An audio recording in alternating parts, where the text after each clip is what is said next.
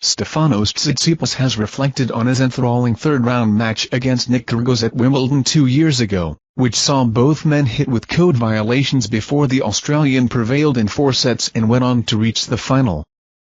Their words continued in their post-match press conferences when Tsitsipas branded his opponent a bully and Kyrgios fired back by saying the world number 11 wasn't liked.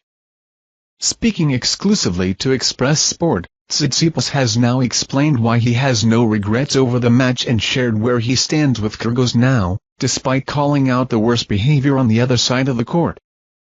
"Look, for me that year was an important one. I felt like my tennis was great during that grass court swing," Tsitsipas told Express Sport days before Wimbledon. "If you check my results, I might not have delivered in hell 2 weeks before, but I won my first grass court tournament in Mallorca and I was feeling great with my game.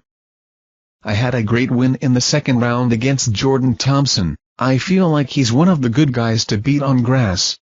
And then I entered that match with Kyrgios with a lot of expectations that I can really do damage today and I can perhaps even win that match." But it wasn't to be for Tsitsipas, who was the 4th seed at Wimbledon in 2022. He took the first set in a tie-break, but things got fiery when he swatted a ball into the crowd after losing the second and Kyrgios called for him to be defaulted.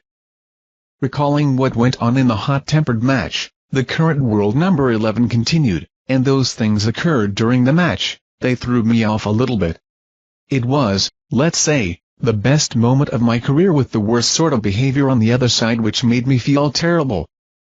I was also feeling a little bit sick during those 3 days that I was at Wimbledon. I started feeling not that great, so that contributed to the behavior and the reaction that I showed on the court. I was really feeling terrible." 2 years later, there isn't anything Tsitsipas would have done differently and he is happy to take the dramatic contest as a learning experience.